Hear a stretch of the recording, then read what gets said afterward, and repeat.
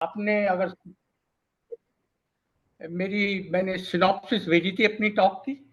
मैं कोशिश कर रहा हूं कि मैं 3 प्रश्न का उत्तर पाने की कोशिश कर रहा हूं, और इन 3 प्रश्न का मैं उत्तर तो ट्राई करूंगा, लेकिन लगता है कि मेरे वार्ता में प्रश्न ज्यादा इकट्ठे होंगे और नए प्रश्न पैदा हो जाएंगे।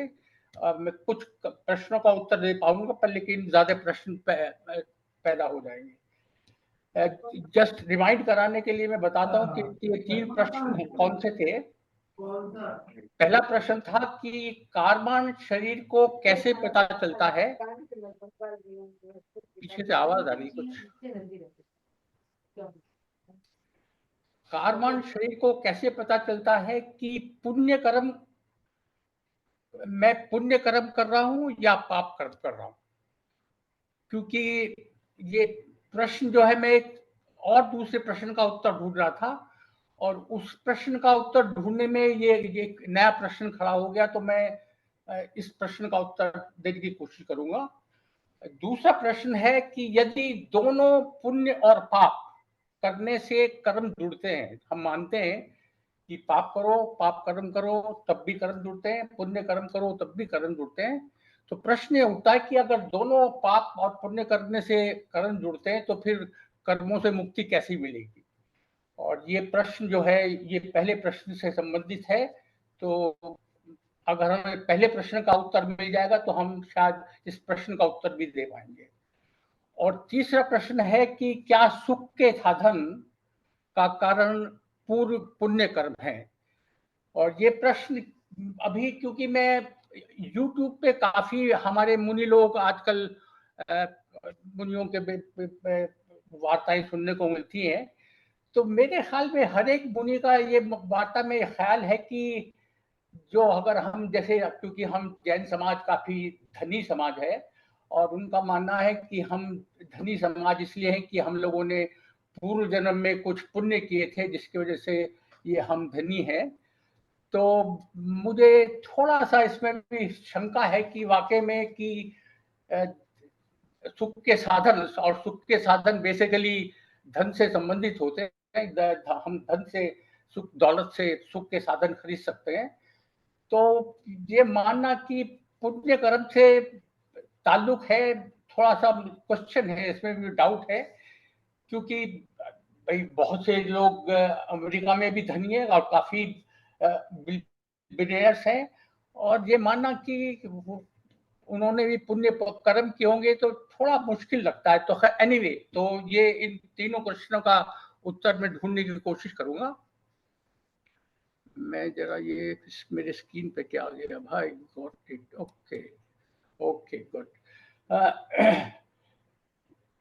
ये प्रश्न, जो पहला प्रश्न जो मैंने जैसे बताया, ये और कुछ इन दोनों सब तीनों क्वेश्चन में एक वर्ड, एक कॉमन है, पुण्य और पाप। और मैं थोड़ा सा पुण्य और पाप, हम लोग एटलीस्ट पाप तो समझते हैं, क्योंकि हम लोग जानते हैं कि भाई जो हमारे यहाँ 5 मेन पाप हैं, हिंसा, चोरी, झूठ, कुशील और परिग्रह, ये 5 पाप हम मानते हैं।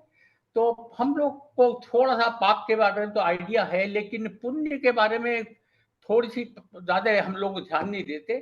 पुण्य हम लोग ज्यादातर पाप न करने को पुण्य कहते हैं। भाई हिंसा नहीं करोगे, झूठ नहीं बोलोगे तो ये पुण्य है। तो नकारात्मक रूप से हम प्रेजेंट करते हैं। तो पाप के बारे में मुझे थोड़ा सा ये है कि क्या क्या जब कहते हैं कि मैं पाप पुण्य कर रहा हूं, तो ज्यादातर हम लोग पुण्य का ख्याल है कि अगर हम लोगों ने दान कर दिया, मंदिर बनवा दिए, इस तरह की चीजों को हम पुण्य समझते हैं। तो मैं पुण्य और पाप की परिभाषा भी ढूंढ रहा था, तो मुझे कोई बहुत बहुत बढ़िया, मतलब ऐसी परिभाषा नहीं मिली जो मैं सब चीजों में लगा सकता हूँ। ज्यादातर मुझे सबसे अच्छी परिभाषा मिली कि जो जो कर्म आत्मा को पवित्र करता है वो पुण्य कर्म है, और जो आत्मा को अपवित्र करता है ये पुण्य, वो पाप कर्म है।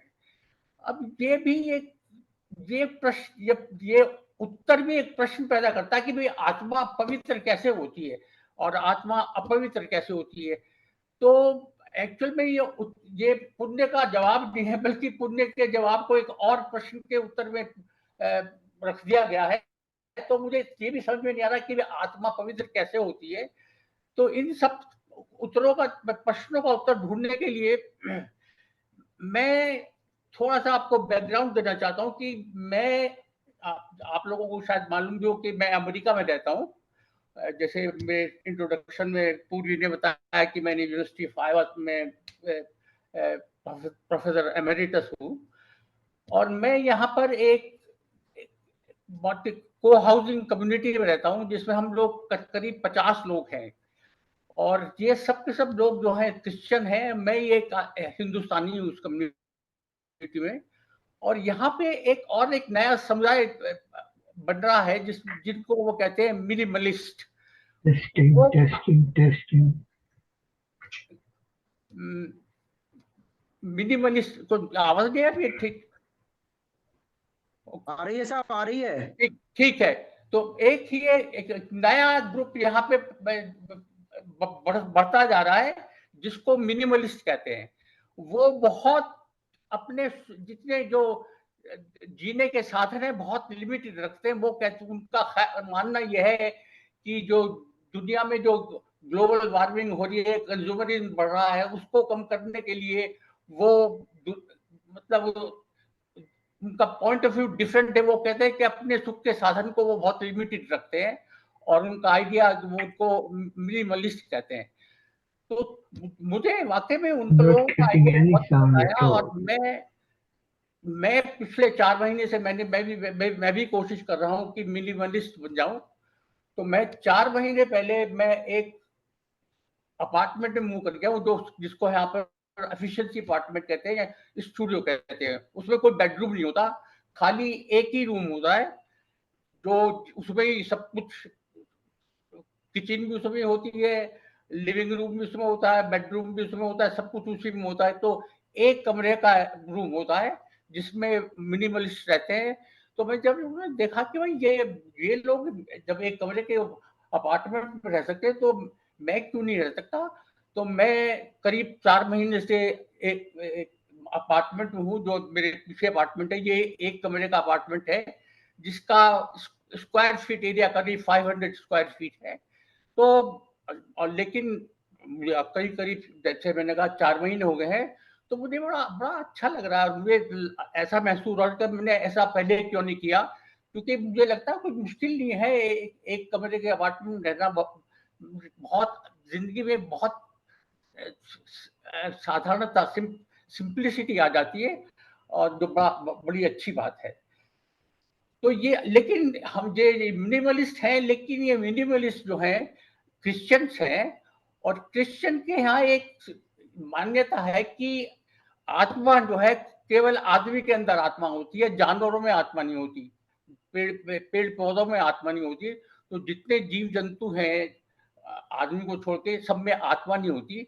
इसलिए उनका कहना है कि मांस खाना, मीट खाना कोई खराब बात नहीं है, क्योंकि इनमें जब आत्मा नहीं होती तो ये तो मैटर की तरह है, तो है, तो इनको खाने से कोई परेशानी नहीं है। तो ये मिनिमलिस्ट एक तरफ तो मिनिमलिस्ट हैं, जो मेरे ख्याल में जो हमारे जो ये 5 जो पाप हैं, पहला पाप जो अहिंसा है, तो वो तो नहीं पालन करते क्योंकि ये मीट खाते हैं, और हमारे हिसाब से मीट खाना हिंसा है। तो पहला तो पाप करते हैं, लेकिन बाकी 4 पाप में क्योंकि ये मिनिमलिस्ट है, तो मेरे ख्याल में वो 4 पापों को कम करते हैं। और जब मैं मिनिमलिस्ट बनने से पहले मैं शाकाहारी था, मैं जैन हूँ तो शाकाहारी था, तो मैं अहिंसा का पालन करता था।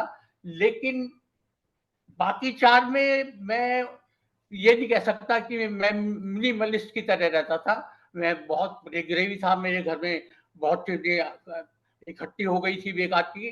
तो मेरे सवाल में प्रश्न ये पैदा हुआ कि भाई ये मिनिमलिस्ट लोग जो पहला मीट खाते हैं, लेकिन बाकी 4 जो पाप हैं वो कम करते हैं, और मैं मीट नहीं खाता, लेकिन बाकी 4 पाप शायद उन मिनिमलिस्ट से ज्यादा करता हूँ। तो कैसे पता चले कि भाई कौन जो आत्मा है, जीवात्मा जो है, ज्यादा पुण्य जीवात्मा है और कम पुण्य आत्मा है। ये मिनिमलिस्ट मेरे से पुण्य आत्मा है या मैं ज्यादा पुण्य आत्मा हूं? तो मेरे सवाल में दिमाग में प्रश्न पैदा हुआ, और ये प्रश्न इसलिए पैदा होता है क्योंकि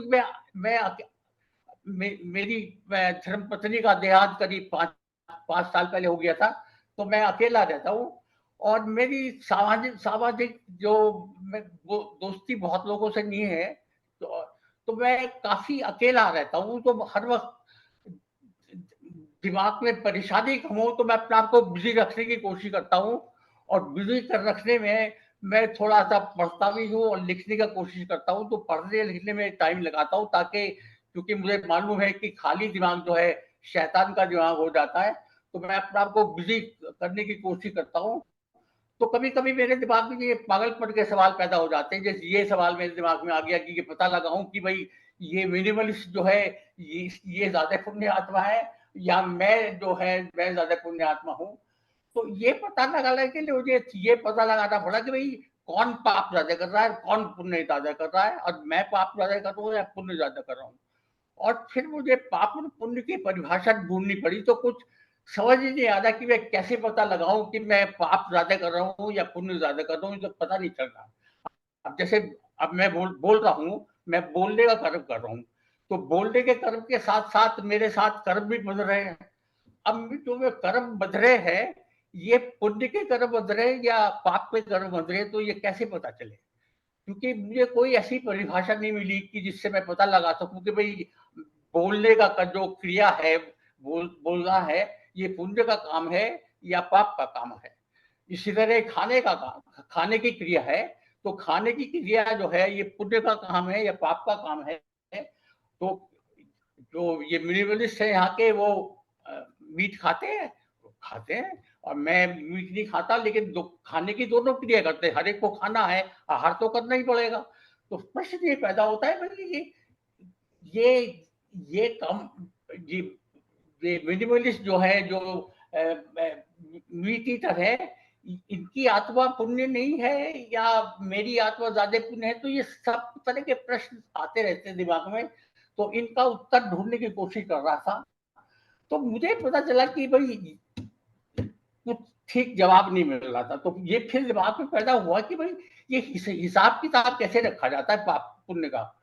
तो ज्यादातर लोग जो है हिंदुस्तान में, और जो जो कर्म सिद्धांत में विश्वास करते हैं, उनके उनको इसमें बहुत ज्यादा रुचि नहीं है कि भाई हिसाब किताब कौन रखता है। वो तो ये जानते हैं कि भाई अच्छे कर्मों का फल अच्छा होता है, बुरे कर्मों का फल बुरा होता है, और ये इसकी परवाह नहीं करते भाई ये हिसाब किताब कौन रखता है। और ज्यादातर लोग विश्वास करते भाई कोई एक कुछ बड़ी परमात्मा है, ईश्वर है, वो हिसाब किताब रखता है, तो उसको उनको दिमाग में सवाल पैदा नहीं होता कि भाई ये हिसाब किताब कैसे रखा जाता है।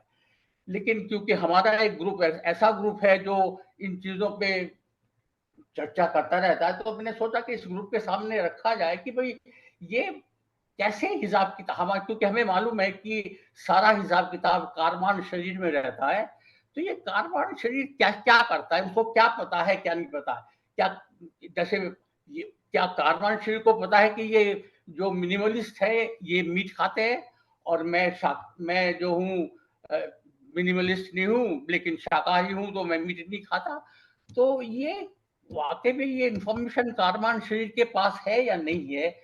क्योंकि समझ नहीं आता कि कारमान शरीर एक पुद्गल है और उसको ये सब जानने की शक्ति है कि नहीं है। तो इसलिए मैं कह रहा हूँ कि तो हमारा मानना यह है कि जब कर्म जुड़ते हैं तो 4 तरह के बंध होते हैं, और 4 प्रदेश बंध है, प्रकृति बंध है, स्थिति बंध है और अनुभाग बंध है।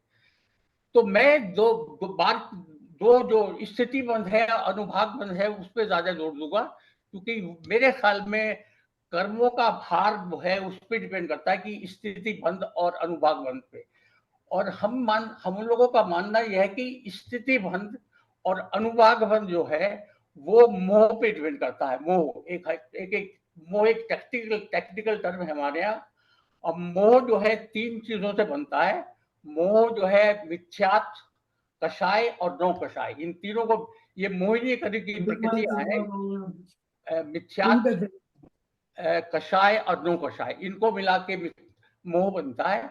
तो हमारा मानना यह है कि स्थिति और अनुभाग जो है मोह पे डिपेंड, किस जो कर्म कर रहा हूं मैं, जैसे मैं बोल रहा हूं, जिस कर्म के साथ मोह जुड़ा हुआ है, और मोह की इंटेंसिटी जो है वो गवर्न करती है कि जो कर्म जुड़ेंगे उनकी स्थिति क्या होगी और उनका अनुभाग क्या होगा, ये मोह पे डिपेंड करता है। तो ये समझना जरूरी है कि लगता ये है कि मोह एक बहुत इंपॉर्टेंट चीज है, जिससे मेरे ख्याल में कार्यमान शरीर को खाली ये पता लगता है कि भाई मोह पता है उसे, कि किसी तरह से ज्ञान होता है उसको, कार्यमान शरीर को, कि ये जो क्रिया हो रही है, ये कर्म जो बंद हो रहा है, ये किस मोह से बंद हो रहा है। एक हमारे यहाँ जो कि मोह को समझने के लिए हमारा एक और टेक्निकल टर्म है जिसको हम भावलेश्या कहते हैं। तो मोह का भावलेश्या से ताल्लुक है, और हम लोगों को तो आपको पता होगा कि ये हम लोगों की लेश्याओं को, भावलेश्याओं को छह तरह की लेश्याओं में डिवाइड कर देते हैं, जो कृष्ण से लेके शुक्ल तक होती है। तो कृष्ण लेश्या को सबसे खराब लेश्या, अशुभ लेश्या मानते हैं, और शुक्ल लेश्या को सबसे शुभ लेश्या मानते हैं। तो मोह की डिग्री पे डिपेंड करती है कि मोह की इंटेंसिटी क्या है। अगर मोह की इंटेंसिटी बहुत ज्यादा है तो हम कहते हैं भाई ये कृष्ण लेश्या है, और मोह की इंटेंसिटी कम है तो हम कहते हैं भाई ये शुक्ल लेश्या है। तो मैं इस इंटेंसिटी को एग्जाम्पल दे लूंगा, तो एग्जाम्पल में मैं खाली कोई नंबर से डिपेंड लूंगा। मैं मानूंगा कि जो कृष्ण लेशिया है और जो सबसे अशुभ मैक्सिमम इंटेंसिटी जो कृष्ण लेशिया की है उसको मैं 100 कहूंगा, और जो शुक्र लेशिया है उसकी जो मंदतर सबसे शुभ लेशिया जो है उसको मैं 0 कहूंगा। तो मैं को मोह को 0 और 100 के बीच में मानूंगा। और हम लोग जो है दिन भर कर्म करते हैं, कुछ कर्म ज्यादा मोह से करते हैं, कुछ कर्म मोह से करते हैं। तो कर्मों का भार जो मोह जो है, हमारे कर्म करने का मोह 100 और 0 के बीच में घूमता रहता है। मेरा मानना है कि ज्यादातर लोग 100 के पास भी नहीं जाते और न 0 के पास जाते, तो बीच में कहीं 30, 40, 50, 60 के मोह की इंटेंसिटी में काम करते रहते हैं। और तो जितने हमारे पुराने कर्म जुड़े हैं तो ज्यादा कर्म यही 30, 40, 50, 60 की इंटेंसिटी में जुड़े हुए हैं। तो एक सबसे इम्पोर्टेंट चीज कि ये मोह जो है, भावलेच्छा तो समझ में आती है भाई, ये हमारे जो विभाव है, वो जो विभाव पैदा हो जाते हैं, ये मोह जो पैदा हो जाता है, उसकी इंटेंसिटी को समझने के लिए हम ये लेश्या यूज करते हैं, भावलेश्या। तो भावलेश्या तो फिर ये कार्बन स्वरूप को कैसे पता चलता है कि ये कितना मोह है। तो हमारे यहाँ एक और टर्म यूज करते हैं हम, जिसको कहते हैं द्रव्यलेश्या। द्रव्यलेश्या जैसे कि है, ये पुद्गल होती है, द्रव्यलेश्या पुद्गल है। तो मानना यह है कि जैसे जैसे भावलेश्या होते हैं, ऐसे ऐसे एक द्रव्यलेश्या भी होती है। और द्रव्यलेश्या को समझने के लिए मैंने एक थोड़ी सी मेटाफोर यूज करूंगा। हम जैसे हमारा ये जेनेटिक्स में आजकल हमारे इमोशंस जो होते हैं, इमोशन को कंट्रोल करने के लिए हमारे ग्रंथियां होती हैं, और जो ग्लैंड्स होते हैं उनसे हार्मोन्स निकलते हैं। और एक तरह का एक ग्रंथि है, एड्रेनल कहते हैं, एड्रेनल। और वो जब हमें क्रोध आता है और या लोभ आता है, ये कषाय पैदा होती है, उनको कंट्रोल करने के लिए एक हार्मोन निकलता है जिसको एड्रेनल एड्रेनल एड्रेनलिन कहते हैं। तो उससे ये हमारा जो है आवेग, जो इमोशन से कंट्रोल होते हैं। तो मेरा मानना है इसी तरह कार्बन शरीर में भी कोई ऐसा है जिसको हम द्रव्यलेश्या कहते हैं। और वो द्रव्यलेश्या जो है एक तरह का इंडिकेटर है, क्योंकि हम जानते हैं कि मैटर में बहुत सारी इंफॉर्मेशन इकट्ठी हो सकती है। जैसे डीएनए मॉलिक्यूल में हम जानते हैं कि कितनी इंफॉर्मेशन इकट्ठी होती है। डीएनए मॉलिक्यूल में सब पता है कि कैसे प्रोटीन, कार्बोहाइड्रेट, लिपिड सब कैसे कैसे बनेंगे, सारी इंफॉर्मेशन इकट्ठी एक छोटे से डीएनए मॉलिक्यूल में इतनी इंफॉर्मेशन इकट्ठी होती है। और आजकल तो एआई हम जानते हैं, आर्टिफिशियल इंटेलिजेंस, ये जितने चिप्स बनते हैं, एक छोटे से चिप्स में कितनी कितनी इंफॉर्मेशन स्टोर हो सकती है। तो ये तो हम लोग समझने लगे हैं कि भाई पुद्गल के अंदर अंदर जो है इंफॉर्मेशन स्टोर की जा सकती है। तो ये अब समझ में आता है कि ये मोह जो है ये भी एक द्रविड़ एशिया में, ये मोह की जो इंटेंसिटी है ये स्टोर रहती है। तो जब ये भावल एशिया पैदा होती है तो द्रविड़ एशिया के साथ हम ये हमारे कार्बन शरीर को ये पता चल जाता है कि ये जो हम कर्म कर रहे हैं ये कितनी इंटेंसिटी का है, किस उसकी मोह की इंटेंसिटी क्या है। तो और ये सब स्टोर रहती है, तो ये इंफॉर्मेशन स्टोर है। और ये मेरा मानना है कि अगर हम ये जो कर्म जुड़े हैं इनको कर्मों का भार कहूं कि भाई हमें मुक्ति पानी है तो हमें कर्मों का भार जीरो करना है, तो ये समझना कि कर्मों का भार मेरा ख्याल है कि मोह कंट्रोल करता है। तो अगर हम ये सब क्रियाएं कर रहे हैं, जो कर्म कर रहे हैं, 30, 40, 50, 60, 70 मोह की इंटेंसिटी से, तो सब कर्म जो हमने कर रखे सब जुड़े हुए हैं, वो उन हमारे कार्बन शरीर को पता है कि ये सब कर्म जो है ये किस इनकी मोह की इंटेंसिटी क्या है।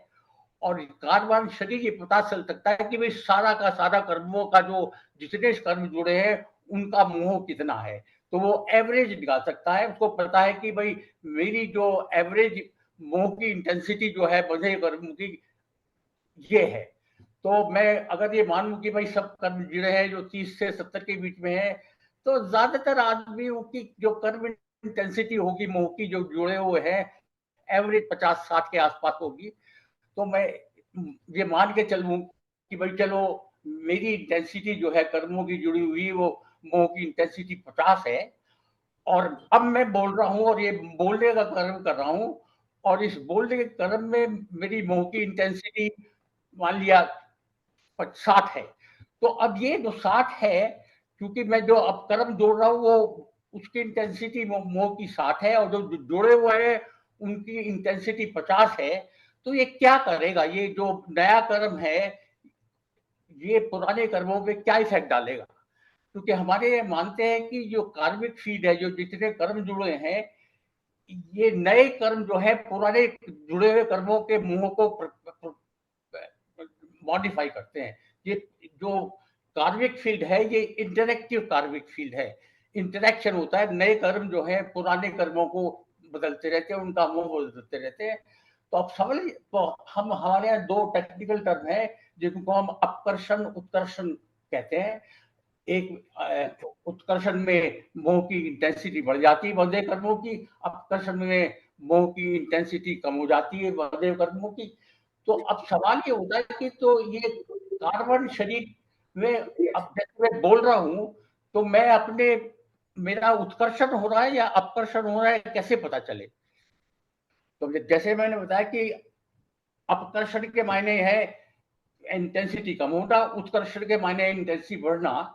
तो मेरा मानना यह है कि अगर मैं जो नया कर्म कर रहा हूं और जो मैं बोल रहा हूं और इसकी इंटेंसिटी 60 है, और जो मेरे बधे हुए कर्म है उनकी एवरेज इंटेंसिटी 50 है, तो मेरे नए कर्म की मोह की इंटेंसिटी पुराने बधे हुए कर्मों की इंटेंसिटी से ज्यादा है। तो ये वाला कर्म जो है मेरे ये उत्कर्षण करेगा, ये मेरे पुराने कर्मों की इंटेंसिटी को बढ़ाएगा। और ये सब तो मेरे जो पुराने कर्म के जो मोह थे 50 की जगह वो बढ़ जाएंगे, तो 50 से ज्यादा हो जाएंगे, ऑफ कोर्स 60 से कम भी होंगे, लेकिन 50 और 60 के बीच में कुछ बढ़ जाएंगे। तो ये तो क्योंकि ये उत्कर्षण अपकर्षण हमेशा होता रहता है, और ये उत्कर्षण मेरा मानना यह है कि इस पर डिपेंड करता है कि बंधे हुए कर्मों की मोह की इंटेंसिटी कितनी है, और नया कर्म जो बन जाए उसकी मोह की इंटेंसिटी क्या है। और तो ये अगर ये मैं मानता हूँ कि ये जो मेरी सोच है ये ठीक है, तो तब मुझे लगता है कि पाप और पुण्य की परिभाषा बहुत सिंपल तरीके से समझाई जा सकती है। क्योंकि अगर मैं कर्मों का भार बढ़ा रहा हूँ, कर्मों का भार बढ़ने के मायने ये है कि मेरे कर्मों का मोह बढ़ रहा है, और मेरे कर्मों का मोह बढ़ने के मायने है कि जो नया कर्म है उसकी इंटेंसिटी बदले कर्मों से ज्यादा है, उत्कर्षण हो रहा है, मोह बढ़ रहा है, तो ये पाप कर्म होगा। तो अगर मैं जो बोल रहा हूं और मेरे बोलने की मोह की इंटेंसिटी 60 है, तो मैं कहूंगा कि मैं पाप कर रहा हूं। अगर मैं बोल रहा हूं और मेरे मोह की इंटेंसिटी 40 है, तो मैं ये कहूंगा कि भाई ये जो मैं बोलने का कर्म कर रहा हूं, ये मैं पुण्य का काम कर रहा हूं। तो ये जो, क्योंकि 40 है, ये जो जुड़े हुए बदले कर्म है उनकी इंटेंसिटी 50 से कम है, तो ये अपकर्षण करेगा, ये मेरे जुड़े हुए कर्मों के मोह को घटाएगा, तो कर्मों का भार घट जाएगा। तो मुझे लगा कि पाप पुण्य की परिभाषा अगर इस तरह से दी जाए, कर्मों के भार से जुड़े और नए कर्म के भार को कंपेयर करके दी जाए, तो मुझे लगता है कि ये सेंस बनती है। तो मैंने ये कोशिश करने की कोशिश शुरू की कि भाई ये मैं पता लगाऊं कि ये मिनिमलिस्ट हैं, इनका कर्मों का भार, और मैं मिनिमलिस्ट नहीं हूं, लेकिन मैं शाकाहारी हूं, और मिनिमलिस्ट जो है वो मीट खाते हैं, और बाकी 4 जो पाप हैं वो मेरे से शायद कम करते हैं। तो दोनों की अगर मैं कंपेयर करूं, तो मैं तो कोशिश करने की कोशिश कर रहा था कि भाई किसकी आत्मा जो है ज्यादा पुण्य आत्मा है, या किसकी ज्यादा पाप आत्मा है। तो ये प्रश्न पैदा इस संदर्भ में पैदा हुआ था मेरे, क्योंकि मैं इस उधेड़बुन में लगा हुआ था ये पता लगाने के लिए। तो ये नया प्रश्न पैदा करता है, ये सबसे बड़ा दिक्कत ये सबसे पैदा हो रही है मेरे दिमाग में, कि अगर मैं ये मानता हूं कि हर एक चीज गवर्न खाली मोह से डिवाइड होती है, तो मेरे ख्याल में मेरे कारवां शरीर को ये पता नहीं है कि ये मिनिमलिस्ट जो है ये मीट खाते हैं और मैं शाकाहारी हूं। उसको खाली ये पता है कि मैं मोह, ये जो क्रिया कर रहा हूं कि किस कितनी इंटेंसिटी, कितनी मोह की इंटेंसिटी क्या है, और उस पर डिपेंड करता है कि पाप कर रहा हूं या पुण्य कर रहा हूं। इस पर डिपेंड नहीं करता, क्योंकि ये पाप और पुण्य की परिभाषा की मीट खाना पाप है और मीट खाना पाप नहीं है, ये तो डिपेंड करेगा कि आप क्या, कि आपकी मान्यता क्या है। क्योंकि क्रिश्चियन मानते हैं कि भाई आत्मा खाली मनुष्य में होती है और जानवरों में आत्मा नहीं होती है, तो उनके हिसाब से जानवरों को खाना कोई पाप नहीं है। और क्योंकि हम मानते हैं कि भाई हर एक जीव में आत्मा होती है, चाहे वो मनुष्य हो, चाहे जानवर हो, पेड़ पौधे हो, इवन बैक्टीरिया हो, इन सब में आत्मा होती है। हम लोगों का मानना है कि भाई इनको मारने से पाप लगता है। लेकिन क्योंकि आत्मा एक ऐसी चीज है जिसको हम प्रूव और डिस्प्रूव नहीं कर सकते, ये एक मान्यता है। और कुछ लोग ऐसे भी हैं जो आत्मा को नहीं मानते, जो मेटेरियलिस्टिक है, वो कोशिश करते हैं कि भाई सभी चीज पुद्गल के मैटर के बेसिस पे ही एक्सप्लेन कर सके। और आजकल तो कोशिश हो रही है, आप लोगों को पता ही है कि क्वांटम मैकेनिक्स में आजकल कॉन्शियसनेस को ट्राई किया जा रहा है, वो कोशिश कर रहे हैं कि एक्सप्लेन कर सके क्वांटम मैकेनिक्स के द्वारा कि भाई ये चेतना जो कॉन्शियसनेस है, ये एक मैटर की फॉर्म है। तो जब तक अभी तो हमारे धर्म के हमारे अनुसार से तो एटलीस्ट मेरा मानना तो यह है कि मैं तो मानता हूं कि आत्मा एक स्वतंत्र द्रव्य है, अलग से द्रव्य है। वो पॉसिबल नहीं है कि आप जो आत्मा के गुण है वो पुद्गल में गुण पैदा कर सके। मेरे तो मान्यता है, लेकिन ये मान्यता ही है, और हो सकता है कि भविष्य में ये मान्यता मुझे चेंज करनी पड़े। अगर ये हो जाए कि भाई वो वाकई में मैटर के अंदर चेतना पैदा कर सकते होंगे, तो फिर लगेगा भाई, सोचना पड़ेगा कि वाकई में दुनिया में ये पुद्गल और आत्मा जो अलग अलग द्रव्य है या ये एक ही द्रव्य है। तो एनीवे ये तो जैसे मैंने कहा कि मेरा जो वार्ता है प्रश्न ज्यादा पैदा करेगी, आंसर कम देगी।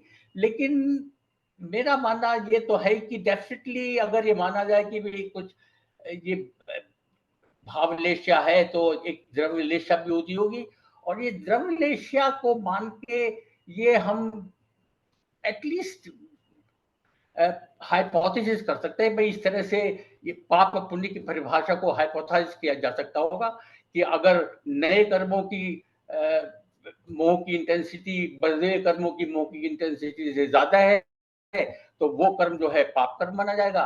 अगर मोह की इंटेंसिटी कम है बदले हुए कर्मों से तो उसको पुण्य किया जाएगा। तो मेरे ख्याल में मेरा कर्मवान शरीर पाप पुण्य को इस रूप से समझता है। उसको ये पता नहीं उसने क्या किया, उसने मीट खाया या शाकाहारी है। मेरा ख्याल है शायद कर्मवान शरीर को पता नहीं चलता होगा, उसको मोहों का पता चलता होगा। और ये कुछ हमारे यहाँ जो ये जो जिनको क्या कहते हैं गुणस्थान, गुणस्थान भी को भी समझें तो गुणस्थान जैसे जब आत्मा पवित्र होती जाती है तो आत्मा के पवित्र होने के मायने ये है कि भाई आत्मा का मोह जो है कम होता जाता है। तो जैसे जैसे हम पहले गुणस्थान से दूसरे चौथे छठे सातवें तो मोह की इंटेंसिटी कम होती जाती है। तो मजे की बात यह है कि अगर ये माना जाए कि ये है तो जो कर्म चौथे नीचे गुणस्थानों में पुण्य था वही कर्म ऊपर जाके गुणस्थान में पाप बन जाएगा। क्योंकि मोह की मान लिया आप चौथे पांचवें गुणस्थान में है और चौथे पांचवें गुणस्थान में आपको मैं क्योंकि मैंने कहा कि मेरी इस वक्त क्योंकि मैं इस वक्त तो पहले गुणस्थान में हूँ और मेरी मोह की एवरेज मोह बंधे हुए कर्मों की इंडेक्स मैंने 50 होनी है। तो मैं अगर ऊपर जाऊंगा तो मैं अगर चौथे पांचवें में चला गया तो मेरे कर्म मोह की इंटेंसिटी 20-30 के करीब हो जाएगी। तो जो मैं अब बोल रहा हूँ और मगर ये मैं बोल रहा हूँ उस वक्त ये और मैं कह रहा हूँ कि मेरे बोलने की इंटेंसिटी मोह की इंटेंसिटी 40 है, मैं पुण्य कर रहा हूँ क्योंकि मेरे बंधे हुए कर्मों की इंटेंसिटी 50 है। अब मान लिया मैं मेरा गुणस्थान बढ़ के चौथे पांचवें में चला गया और वहां पे मेरे बंधे हुए कर्मों की मोह की इंटेंसिटी 30 हो गई और मैं उस वक्त फिर यही टॉक दे रहा हूँ, वार्ता कर रहा हूँ और उस वार्ता में मेरी मोह की इंटेंसिटी 40 है। मैं वही कर्म कर रहा हूँ एग्जैक्टली जो इस वक्त कर रहा हूँ, पर वो कर्म जो है कि मैं 40 की इंटेंसिटी से कर रहा हूँ और मेरे बंधे हुए कर्मों की इंटेंसिटी 30 है। तो ये कर्म जो है उस वक्त जो है पाप बन जाएगा। तो नेचुरली जैसे जैसे हम आत्मा पवित्र हो जाती है तो तुम्हें जो तुम्हारे नए कर्म हैं तुम्हें और कम मोह से करने पड़ेंगे कि पुण्य करने के लिए। तो जो कि सेंस बनती है डेफिनेटली जैसे जैसे आप आत्मा पवित्र होती जाएगी आपके जो नए कर्म हैं वो भी उनकी भी इंटेंसिटी कम होनी चाहिए तभी आप पुण्य करेंगे, नहीं तो पाप करेंगे और पाप की इंटेंसिटी बढ़नी शुरू हो जाएगी। तो उस ख्याल से भी मुझे लगता है कि ये गुणस्थान भी हम एक्सप्लेन आसानी से कर सकते हैं कि भाई जैसे जैसे मोह की इंटेंसिटी कम होती जाती है हम ऊपर चलते जाते हैं और वो जो बंधे वो जो है क्योंकि नया कर्म जो है वो पुण्य कर्म है उसकी इंटेंसिटी बंधे हुए कर्मों से कम है तो बंधे हुए कर्मों की इंटेंसिटी कम होती जाती है। तो जब हम ये समझ जाते हैं तो जो मेरा दूसरा प्रश्न था कि यदि हम दोनों पुण्य और पाप कर्म करते हैं कर्म बांधते हैं तो कर्मों से मुक्ति कैसे मिलती है। तो मुझे लगता है कि जो जैसे मैंने जो हाइपोथेसिस दी है कि सब चीजें मोह से गवर्न होती है और मोह की इंटेंसिटी से गवर्न होती है। तो अब तो इस दूसरे प्रश्न का उत्तर मैंने आपको ऑलरेडी दे दिया है कि होता क्या है कि अगर हम पुण्य पाप करते रहते हैं लेकिन पुण्य पाप की परिभाषा तो बदलनी पड़ेगी। पुण्य पाप की परिभाषा मेरे हिसाब से मोह की इंटेंसिटी पे डिपेंड करती है और जैसे जैसे हम हमारी आत्मा पवित्र हो जाती है हमें हमारे नए कर्म जो हैं वो और भी कम मोह के होने पड़ने पड़ते हैं और धीरे धीरे हम जो नए कर्म है कम मोह के साथ करते रहेंगे तो अपकर्षण होता रहेगा। तो जबकि ये ठीक है कि दोनों पुण्य और पाप कर्म दो कर्मों से बंद होता है लेकिन अगर पाप कर्म ज्यादा कर रहे हैं तो पाप कर्म ज्यादा करने से जो बंधे हुए कर्म है उनका मोह घटता जाता है। इवेंचुअली पुण्य कर्म करने से हम जो है पूरे कर्मों से मुक्ति पा सकते हैं। तो मैं तो ये मेरा एक क्योंकि मैं थोड़े कुछ दिनों से इस उलझन में फंसा हुआ था कि कोशिश कर रहा था कि कैसे मैं देखूं कि ये मिनिमलिस्ट जो है ये मेरे से ज्यादा अच्छे हैं या मैं ज्यादा अच्छा हूँ। अब तो मैं भी मुझे एटलीस्ट उन लोगों से मिनिमलिस्ट से प्रेरणा मिलके मैं भी अब कोशिश कर रहा हूँ मैं मिनिमलिस्ट बन जाऊं, और कोशिश कर रहा हूँ कि मैं, मेरा मानना ये है एटलीस्ट, अगर मैं ये सोचूं कि कर्मों का भार मोह पे डिपेंड करता है, तो मैं सोच रहा हूँ कि शायद जो जो मैं मेरे अंदर चेंज आ रहे हैं, तो हो सकता है कि इस चेंज आने से मेरी मोह की इंटेंसिटी कम होएगी, और कम होने से हो सकता है कि मेरे कर्मों का भार जो है मैं एटलीस्ट, मेरी सोच है कि मैं कोशिश तो कर ही रहा हूं कि मैं कर्मों का भार कम कर सकूं। इसके बाद मैं तीसरे प्रश्न के ऊपर आता हूं कि ये जो हमारी मान्यता है कि सुख के साधन जो है वो पुण्य कर्मों के की वजह से होते हैं, और ये मान्यता है काफी, मतलब एटलीस्ट गरीब लोगों के मन में तो बैठी हुई है। मैं अभी इंडिया में था, और एक घर में, हमारे यहाँ घर में नौकरानियां आती हैं काम करने, सभी को मालूम है कि हम रखते हैं। तो वैसे ही नौकरानी से बात हो रही, तो नौकरानी का कहना था कि हम तो, मैंने कुछ पिछले जन्म में पाप किए होंगे जिसकी वजह से हम गरीब हैं। तो ये तो मेरा मानना है था कि हिंदुस्तान में गरीब आदमियों के मन में तो ये घर कर गया ये सेंटेंस, कि जी मैं तो गरीब इसलिए हूं कि मैंने कुछ पाप किए थे पिछले कर्मों में, पिछले जन्म में, इसलिए मैं गरीब हूं। और ये क्यों मान्यता बैठ गई है, ये मान्यता मेरे ख्याल में अमीर लोगों ने उनके ऊपर बिठाई है। अमीर लोग चाहते हैं कि गरीब लोगों पे कंट्रोल रखा जाए, और एटलीस्ट वेस्टर्न लोगों का तो मानना ये है, वेस्टर्न लोगों का तो ये मानना है कि हम लोगों ने कर्म सिद्धांत बनाया इसीलिए है कि हम नीचे के लोगों को कंट्रोल में रखते, तो वो हम लोगों नीचे के लोगों को कंट्रोल करने के लिए बताते रहते हैं कि भाई तुम गरीब ही रहोगे, तुमने पाप किया था, और तुम पाप किया था इसलिए तुम गरीब हो। और वो बेचारा गरीब कमाल है, ये मन उसके मन में बिल्कुल बैठ गया है कि मैं, हाँ मैंने जरूर पाप किए थे पिछले कर्म जन्म में जिसकी वजह से मैं गरीब हूँ। और इसके मायने हम लोगों का मानना है कि भाई हम धनी हैं, तो हम लोगों ने कुछ पुण्य किए होंगे जरूर जिसकी वजह से धनी है। और जैसे मैंने कहा कि अगर मैं यूट्यूब पे अपने मुनियों के व्याख्यान सुनता हूँ, तो उन व्याख्यान में भी यही हमेशा मिलता रहता है कि वो कि हम लोगों जैनियों ने काफी पुण्य किए हैं जिसकी वजह से वो काफी धनी है। तो कम सब लोगों के दिमाग में ये बैठा हुआ है कि ये सुख और दुख के साधन जो है वो पाप पुण्य से संबंधित है। और इसका कारण ये है कि हम लोग ये मानते हैं कि दुनिया में जो कुछ हो रहा है वो कर्म से हो रहा है। ये सबसे बड़ी दिक्कत, हम ये कोशिश करते ही नहीं कि ये पॉसिबल है क्या कि कुछ, भाई जो कर्मों के फल है कि सारे के सारे कर्म फल कर्म सिद्धांत से नियंत्रित होते हैं, या कुछ कर्म फल ऐसे भी होते हैं जो कर्म सिद्धांत से नियंत्रित नहीं होते। और इसका उत्तर शास्त्रों में नहीं है। अगर मैं ढूंढूं कि भाई ये पता लगाओ भाई कौन से कर्मों के फल जो है वो कर्म सिद्धांत से नियंत्रित नहीं होते, तो इसका उत्तर शास्त्रों में है नहीं। मैं ये नहीं कह रहा कि अगर आप कोशिश करें तो आप ढूंढ के निकाल सके, पर बहुत आसानी से इस प्रश्न का उत्तर मिलता नहीं कि भाई ये वाला काम जो है ये ये फल जो है ये कर्म सिद्धांत से नियंत्रित होता है या नहीं होता।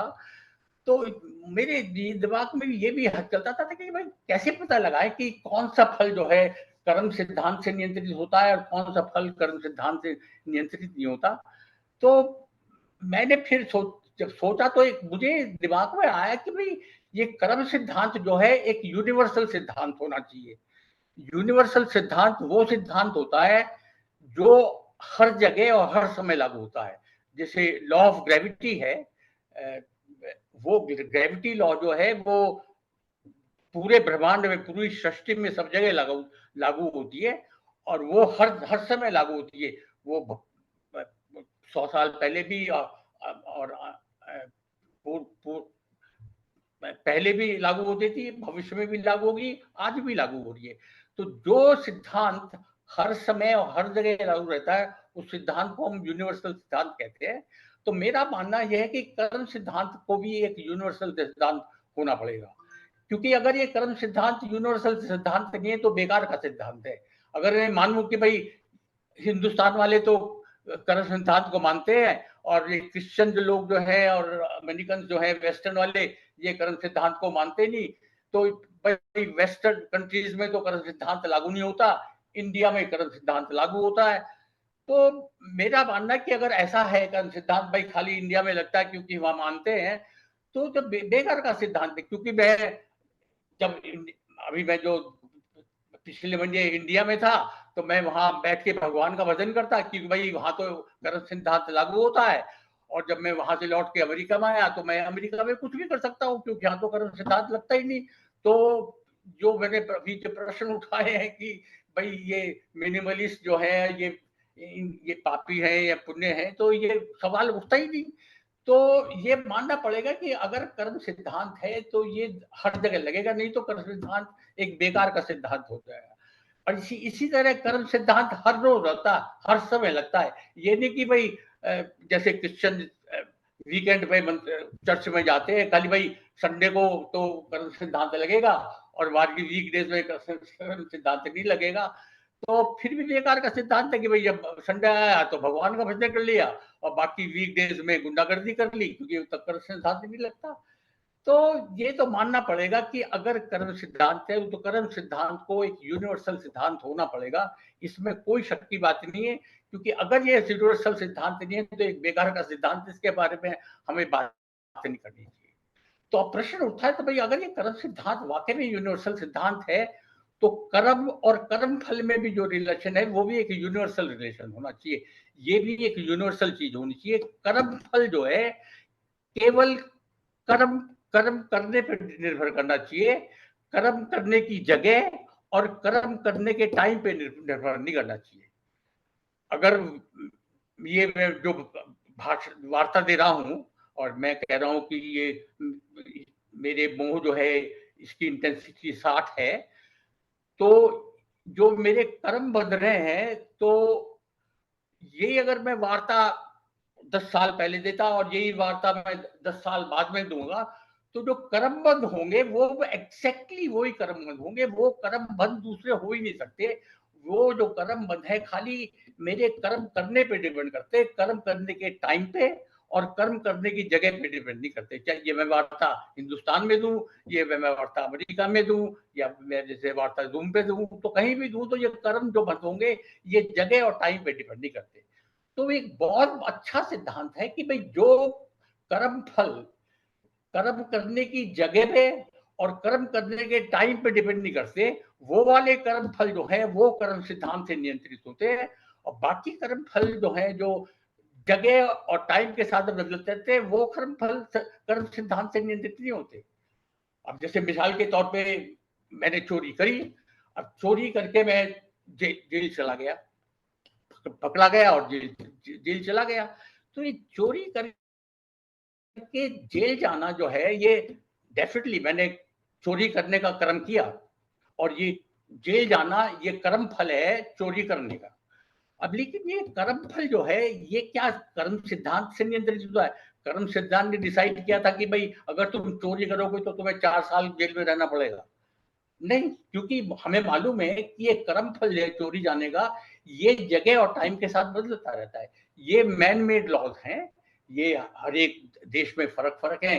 कुछ देश में अगर चोरी करोगे कुछ और सजा है, सब तरह तरह की सजाएं हैं, सब मैन मेड लॉज हैं। तो मेरा मानना है कि चोरी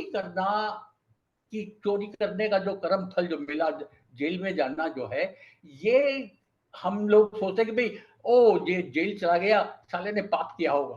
क्योंकि एक दृष्टांत मैंने पहले भी दिया था कि 2 चोर चोरी करने गए और एक पकड़ा गया और एक नहीं पकड़ा गया। जो पकड़ा भी गया उसके पास बहुत सारे हीरे थे, वो बहुत सुख का जिंदगी बिता रहा है, और जो पकड़ा गया वो जेल में सड़ रहा है। तो अगर मैं किसी से पूछूं भाई ये कैसे हुआ कि ये दोनों चोरों ने एक तरह के काम किया, एक ही तरह का कर्म किया, लेकिन अलग अलग फल है, तो बहुत आसान है। हर एक आदमी कहता ओ जो पकड़ा गया उसने पिछले जन्म में पाप किए थे, और जो पकड़ा भी गया वो बहुत अच्छी सुख के साधन उस खोज के पास, और उसने पुण्य किया होगा। क्योंकि हम लोगों को मालूम है कि हम लोग दोनों तरह के काम करते हैं, अच्छे भी करते हैं, पुण्य भी करते हैं, पाप भी करते हैं। तो बड़ा आसान है जोड़ना। अगर खराब फल है तो पाप से जोड़ दिया, अच्छा फल है तो पुण्य से जोड़ दिया, तो हर एक आदमी खुश रहता है। उसको सोचने की जरूरत ही नहीं पड़ती कि भाई इसमें क्या सोचना, इसमें क्या डिस्कस करना कि भाई ये फल जो है ये पुण्य का फल है। ये तो साधारण, क्योंकि साधारण आदमी ये उसको ये सोचने का टाइम ही नहीं है कि वो ये सोचे कि भाई ये हिसाब रखा जाता है। कौन रखता है हिसाब किताब कि भाई ये कर्म अच्छा है या खराब है, ये पुण्य है पाप है। तो अगर वो भगवान रखता है तो फिर वो सब चीजें भगवान पे छोड़ देता है। और अगर हम जैसे हमारे यहाँ भगवान नहीं मानते, हम कारवान शरीर को मानते हैं, तो फिर हमें फिर सोचना पड़ता है फिर कारवान शरीर को कैसे पता चलता है कि भाई ये मैंने ये क्या किया है, पुण्य किया है, पाप किया है। तो ये मेरा मानना है कि थोड़ा सा हम लोगों को ये भी जो हमारे दिमाग में बैठ गया कि ये धन दौलत जो है, धन दौलत भी अब एक टाइम था कि सोवियत रशिया में सारे लोग में सभी एक करीब करीब इनकम डिस्पैरिटी, मैं पुराने रशिया की बात कर रहा हूँ, अब की नहीं, आई थिंक 92 से पहले जबकि उसका विभाजन नहीं हुआ था, तब सब लोग कम्युनिस्ट पार्टी के सब लोग एक ही तरह की इनकम डिस्पैरिटी बिल बहुत ही कम थी। सबको एक ही तरह की तनख्वाह मिलती थी, सब तरह को एक तरह का रहना सहना था। तो सब इनकम डिस्पैरिटी इतनी कम थी कि सभी को एक तरह के धनी थे। तो ये मानना कि वो चीज जो है कर्मों के हिसाब से हुई थी, मैन मेड नहीं थी, वो भाई कम्युनिस्ट पार्टी का रूल था। कम्युनिस्ट पार्टी ने डिसाइड किया भाई हम सब तरह के काम जितने हैं, सब तरह के कामों को एक ही तरह की तनख्वाह देंगे, चाहे तुम टीचर हो, चाहे डॉक्टर हो, चाहे मजदूर हो, खेती में करते हो, ये तो सबकी इनकम मोरलेस बराबर थी। तो अब सभी आदमी एक तरह से रहते थे, लेकिन अब बदल गया है। तो मेरा मानना है कि ये धन दौलत का डिस्ट्रीब्यूशन तो मैन मेड लॉ से है। और जैसे आजकल हमारे यहाँ चल रहा है कि भाई ऊपर वालों के टैक्सेस बहुत कम कर दिए, जो है स्टॉक मार्केट ऊपर जा रहा है, ऊपर वालों की तनख्वाह, इनकम डिस्पैरिटी इंडिया में नहीं सारे पूरे वर्ल्ड में बढ़ती जा रही है। तो इनकम डिस्पैरिटी इसलिए बढ़ती जा रही है क्योंकि जो टैक्स लॉज बनाए, जिस तरह के लॉज बना रखे हम लोग सब बदल रहे हैं। और सब लोग सोचते हैं कि भाई ट्रिकल डाउन थियरी, जो इकोनॉमिक थियरी के ऊपर वालों को पैसा ज्यादा मिलेगा तब नीचे वाला पहुंचेगा, तो उस धारणा पे आधारित है। तो है तो एनीवे, तो मैं कोशिश करिए कि इन तीनों सवालों का जवाब देने की कि भाई मेरा मानना तो यही है कि कारमान शरीर को कुछ पता नहीं है। उसको तो खाली ये पता है कि भाई ये जो मैं कर्म कर रहा हूँ, मोह की इंटेंसिटी क्या है, और उस मोह की इंटेंसिटी जो द्रव्यलेशा के हिसाब से वो उसमें संचित रहती है। तो उसको पता है कि भाई मैंने कितना मोह इकट्ठा कर रखा है, और जो नए कर्म करने से मेरे इकट्ठे हुए कर्मों के मोह कम होते हैं या ज्यादा होते हैं, ये मेरा कारमान शरीर करता रहता है। और उसी हिसाब से हमारे कर्मों का भार कम ज्यादा होता रहता है। और तो मेरा ख्याल है कि ये एक प्रश्न मैं उत्तर नहीं दे पा रहा हूँ, और मैं आशा करता हूँ कि आप उसमें कुछ प्रकाश डाल पाएंगे कि वाकई में मीट खाना अगर मोह से ताल्लुक है तो या तो हमें ये मानना पड़ेगा कि मीट खाने वाले का मोह ज्यादा होता है और शाकाहारी का मोह कम होता है। तो मीट खाने वाले का मोह ज्यादा होगा तो नेचुरली उसका कर्मों का भार ज्यादा होगा, और मैं शाकाहारी हूं तो मेरे कर्मों का भार कम होगा। और तो उस सेंस में मैं कहूंगा हाँ भाई, शाकाहारी होना पुण्य का काम है और मीट खाना पाप का काम है। लेकिन अगर किसी तरह से शाकाहारी खाते वक्त उसकी मोह की इंटेंसिटी मेरे की मोह की इंटेंसिटी, जब मैं घास वनस्पति खाता हूँ और मेरी मोह ज्यादा है, तो मेरे ख्याल में मैं ज्यादा पाप इकट्ठा कर रहा हूँ, ज्यादा मोह इकट्ठा कर रहा हूँ, और वो मीट खाने वाला कम मोह इकट्ठा करना है।